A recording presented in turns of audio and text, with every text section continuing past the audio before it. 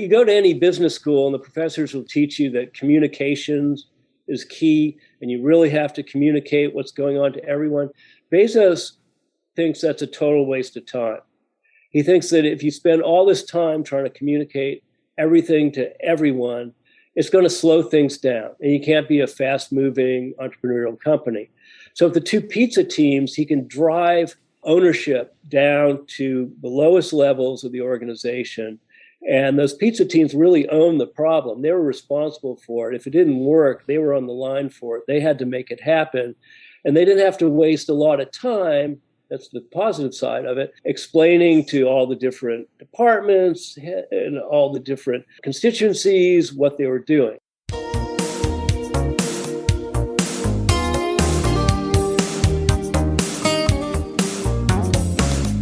Welcome to the Excellent International Leadership Podcast. Your host today works with the world's leading experts on international leadership, helping them find purpose and implement their vision. She's a master certified coach and facilitates a mastermind for CEOs of international companies. She's the author of 3 books and works with Nestle, Novartis, and even the United Nations. She's especially good at helping executives fast track to the C-suite. Welcome, Dr. Katrina Bruce. Today's guest is Brian Dumaine, the founder and editor-in-chief of the New York media company, High Water Press. He's been a contributor to the Fortune magazines for 3 decades. He's an award-winning journalist. After writing several books, today we're going to listen to Brian's current bestseller, Bezonomics. The book is described as an in-depth and unbiased look at Amazon's world-dominating business model. So let's find out more. Welcome to the Excellent International Leadership. I'm your host, Dr. Katrina Bruce, and today we have the pleasure of interviewing Brian Dumaine. Did I pronounce that correctly? You did, Katrina. Thanks for having me here today. So you've written the book Bezonomics, right? Right. Bezonomics after Jeff Bezos, the founder of Amazon. Right. So there's quite a few books on Amazon, as I saw. What motivated you to write this book? Well, at the time I wrote the book, there weren't a lot of books about Amazon. There was the Everything Store, which had come out about 10 years ago. But Amazon had obviously grown tremendously since then and started a host of new businesses. I mean, AWS, their server business, didn't even exist at the time when that previous book was written. So I wanted to get inside Amazon and figure out how Bezos took this from a company which in 2001 almost went bankrupt during the dot-com boom to one that at the time I wrote the book had a market cap of over $1 trillion. And I was fortunate enough to be invited inside of the Amazon headquarters in Seattle. I spent time with their top executives trying to figure out their secret sauce. I mean, really what makes Amazon different from other companies and what lessons could we learn that would be useful for other businesses. So let's start about the corporate culture. What would you say Amazon's corporate culture is? What does it transpire? Well, it has few elements, but one of the most important is the day one mentality that Bezos instills at Amazon. Day one is a concept that Jeff originated, which basically says that every day you come into work, it should be like the first day of a startup. That kind of energy, that kind of drive, that kind of enthusiasm. But as an organization gets bigger, as a business gets bigger, it's harder to keep that up. As a matter of fact, there was an instance, which I write about in the book, where Bezos this is a couple years ago, addressing he calls them his all hands meeting. And he had a stadium with 17,000 employees in it. And one of the questions to him was, Jeff, what happens on day 2? And everyone laughed because they all knew what the day 1 concept was. And Jeff said, well, I know exactly what happens on day 2. He says, day 2 looks like stasis, followed by irrelevance, followed by excruciating, painful decline, and followed by death. Everyone laughed in the audience, but there was a truth in that method. Bezos has pointed out in the past that most companies live only about 30 years these days. At the time Bezos made that speech to his employees, Amazon was already 25 years old. So he believes this day one concept is crucial. And he even named his headquarters building in Seattle the Day One building. And he pounds that home to his employees day in and day out. We have this day one mentality. If you're not enthusiastic, if you're not entrepreneurial, Amazon is not the place for you. And it makes it a tough place to work. And Amazon does have that reputation. So the tough place to work, what do you mean by that? One of the traits of the Amazon culture is a propensity for truth-telling. I mean, we all know in so many businesses, people don't want to tell the boss the truth. People are afraid to tell the truth of what's happening, or if something goes wrong, they don't really want to talk about it. Well, that has no place at Amazon. And Bezos drives this home with a tool he uses, which a lot of other businesses could use, called the 6-pager. And what it is, it's a 6-page memo that anyone in the company has to write who wants to do something new or create a new product or a new service or change the way things are done at the company. And well, how does that trigger truth-telling? You can't fake it with a 6-page memo. What happens is that, let's say you have an idea for a talking computer called Alexis, right? And you want to sell that to Jeff. You have to write this 6-page memo as if it were a press release, as if that project, as if Alexa already exists, right? And a detailed press release in the sense that it says, what is this product for? How will people use it? How much will it cost? How are we going to make it? What features will it have, et cetera, et cetera. And then at the beginning of each meeting, Bezos makes everyone in the meeting spend the first 20 minutes reading the 6-page memo, so that you can't come in, having glanced at it and try to fake, through the duration of the meeting. Yeah, sure, I know. No, you got to read the memo. You got to know what's in there. You got to know the facts. And then that's followed by an incredibly lively and sometimes heated discussion about what's in the memo.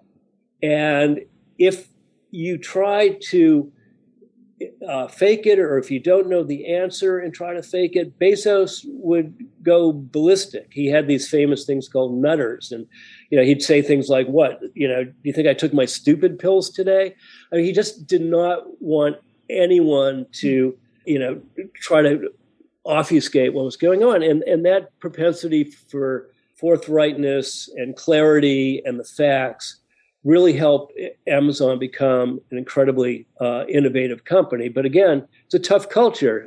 It's not one for everyone. Good, I understand.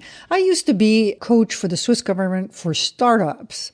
And one of the biggest challenges for these leaders was to delegate, to really go from where they're doing it, it's their ideas.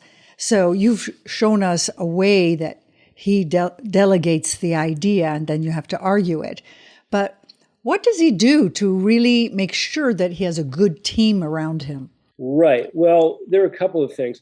First, Katrina, on the delegation point, he created something he called the 2 pizza teams. What that means is that on most projects, he didn't want a team bigger than 10 people and that's the size he figured 2 pizzas could feed, right? So that's why it's the 2 pizza team. You go to any business school and the professors will teach you that communications is key and you really have to communicate what's going on to everyone. Bezos thinks that's a total waste of time. He thinks that if you spend all this time trying to communicate everything to everyone, it's going to slow things down, and you can't be a fast-moving entrepreneurial company. So with the 2 pizza teams, he can drive ownership down to the lowest levels of the organization, and those pizza teams really own the problem. They were responsible for it. If it didn't work, they were on the line for it. They had to make it happen, and they didn't have to waste a lot of time this is the positive side of it, explaining to all the different departments and all the different constituencies what they were doing. It's like, all right, you create an electronic book. You're the pizza team, the two pizza team that does that. And it's on your plate, you do it. And that really drove responsibility down. Now, how do you get the people in your organization? That was the other part of your question, who can handle that kind of responsibility and that kind of pressure. Bezos invented a unique type of mentoring system. I mean, we all know about mentoring. Yes, you take someone under your wing and you try to help them with their careers and try to help them do their jobs better in the company. But Bezos took this to an incredible extreme. And in his mentoring program, he would pick very promising managers and he would have them shadow him for an entire year, right? They would go to every meeting he was in. They would they would travel with him. They would meet outside customers with him, et cetera, et cetera. And that ended up creating a really strong team of top managers at the company. And they in turn would also mentor in the same way, and they would build, the next level of teams in the organization. Andy Jassy, who is now CEO, now that Bezos has stepped up to chairman of Amazon, he was the first person in the shadowing mentoring program that Bezos launched. So in his case, it certainly worked. Wonderful. What a wonderful system. And yet, how do you explain this incredible growth that he's had? It's exponential. What does Bezos do that others don't? Well, one key is something I write about in the book at great length. It's called the Flywheel concept.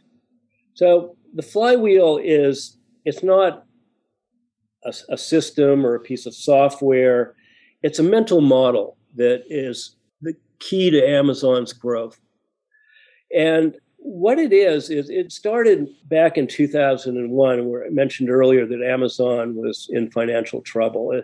As your listeners and viewers might remember, the dot-com boom in 2000, 2001 just devastated the whole online market. And Amazon stock at the time, which was a high-flying stock, which was around $107 a share, dropped to around $6 a share.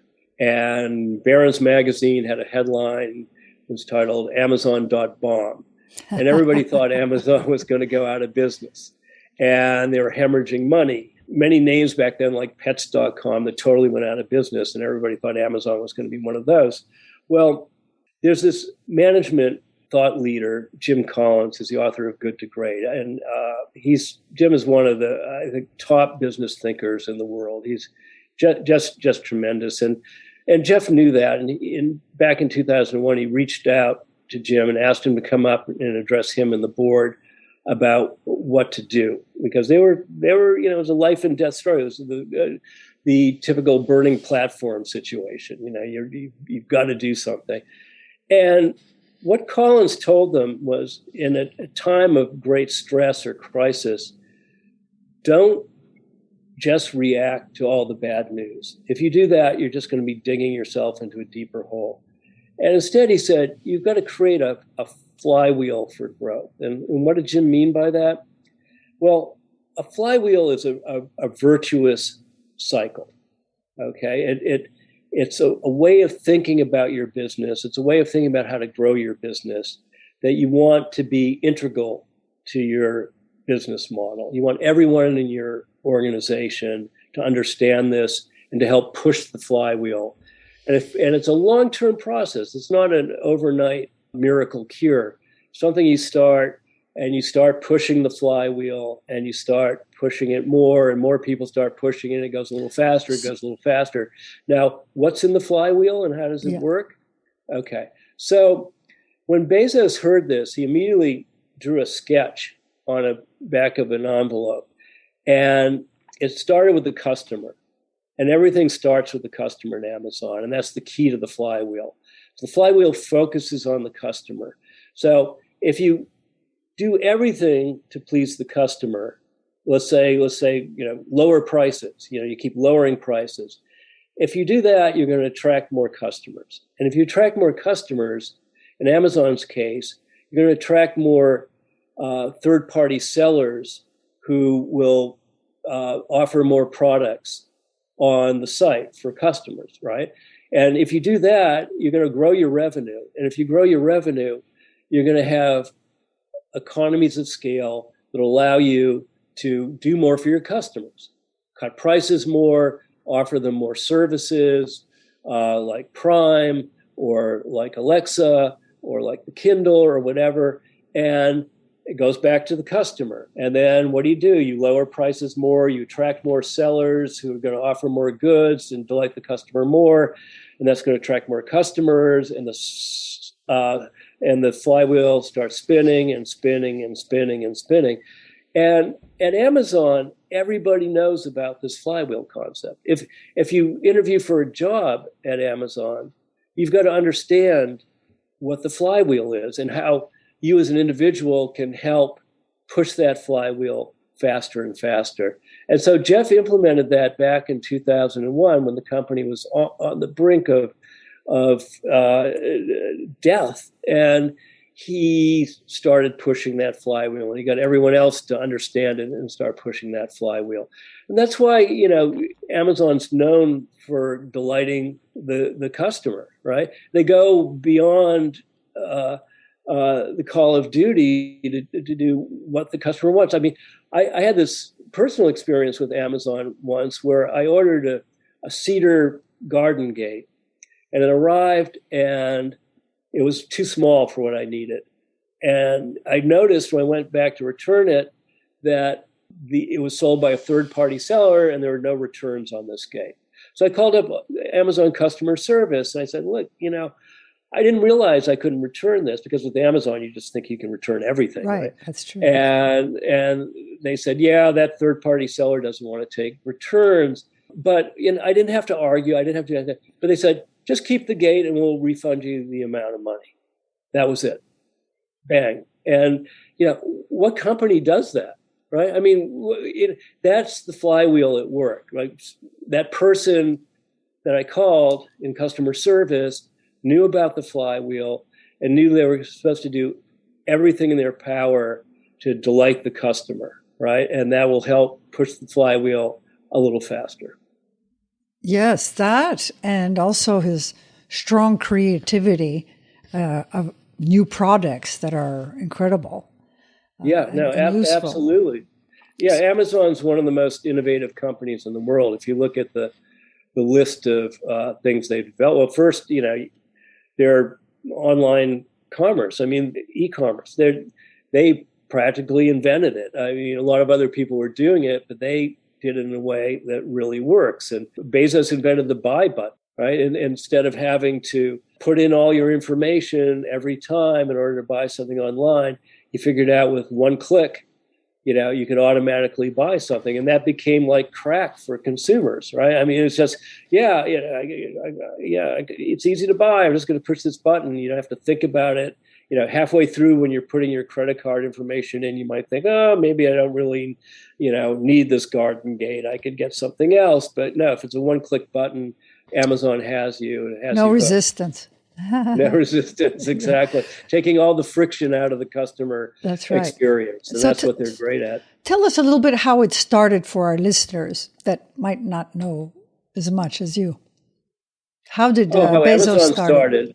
Absolutely. So this was the mid-1990s, and Bezos was a young man. He had a computer science degree from Princeton. He was working at a hedge fund in New York City, and he was sitting at his desk one day. He saw that this thing called the internet was growing at 1,300% a year, and he'd never seen anything in his life that had grown 1,300% a year. So he knew he had to do something with the internet. He didn't know what. So he went to his bosses and he said he wanted to go start an internet company. And they said, you're crazy. You're one of the most successful young people we have here. You've got a great career ahead of you. And he said, I've just got to do this. He has a no regret philosophy of life.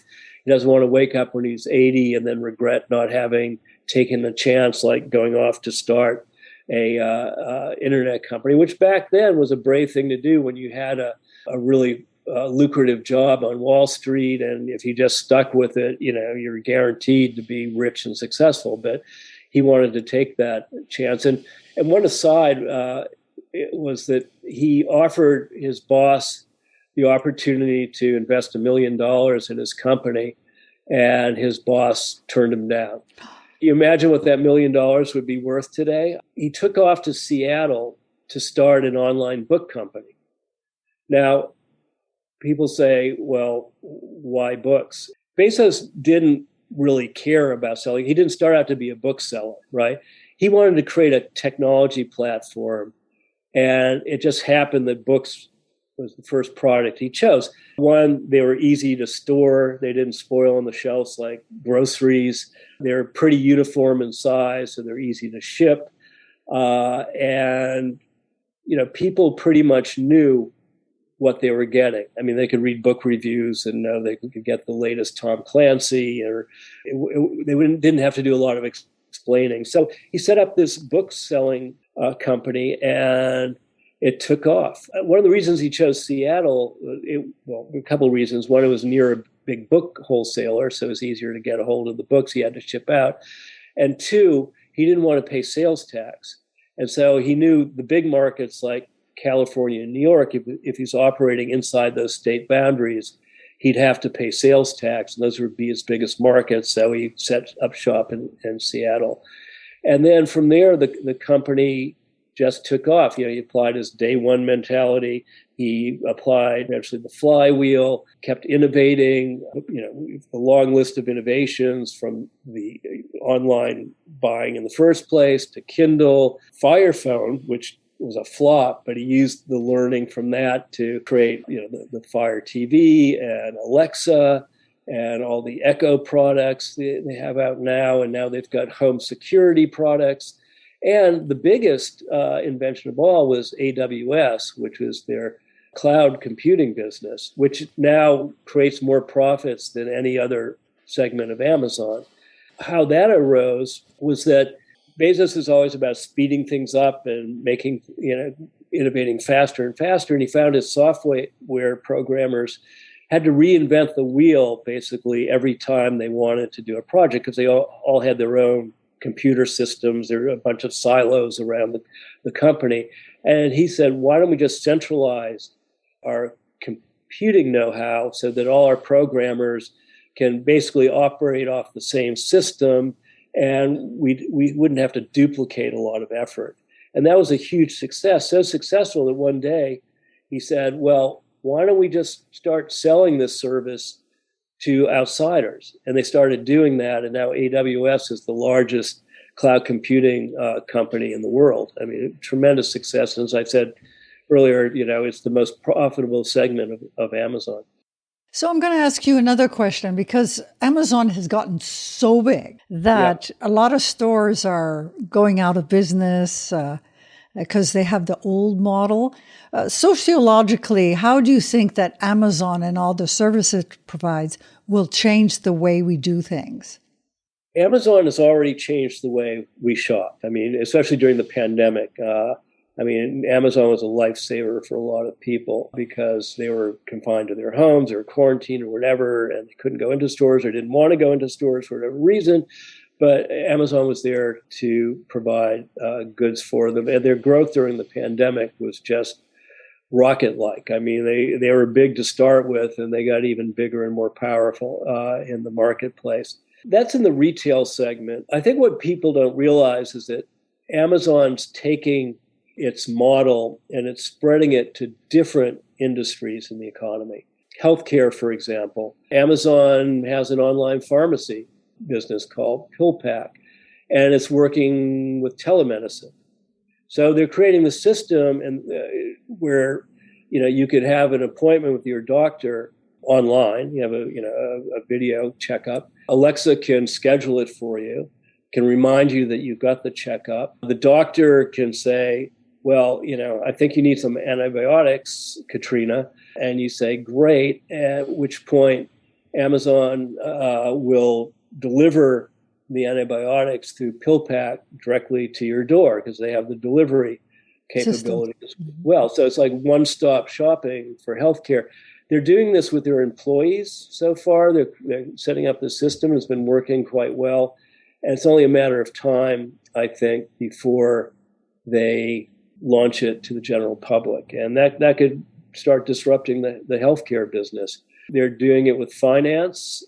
Think about the number of Amazon Prime members they have. I think it's last I looked, it's coming on to 200 million. They've got all their financial information.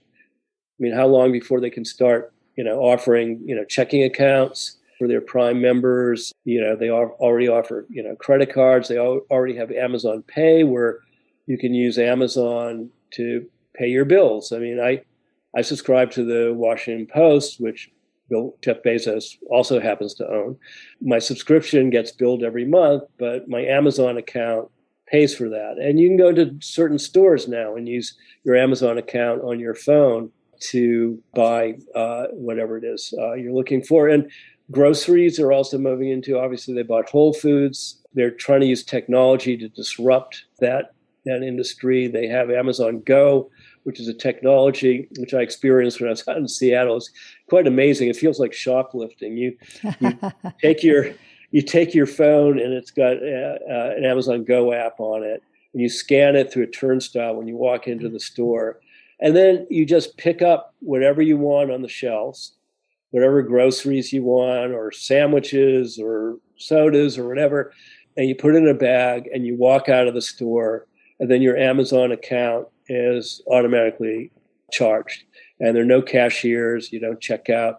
And they have cameras in the ceilings and scales and the weight scales in the shelves that know exactly what item you're picking up and which ones you're walking out of the store with. And they're starting to roll that out in a lot of their Amazon stores, and and they're testing it at Whole Foods as well. So they're going to disrupt, the grocery business, the healthcare business, the finance business. They're heavily invested in electric vehicles because they want to electrify their delivery fleet, and they've made big investments in a number of EV startup, and including Rivian, which now has this incredible electric pickup truck, and they're going to be building delivery vans for Amazon. So their tentacles reach far and wide, and you put cloud on top of that, and you start wondering, sections of the economy,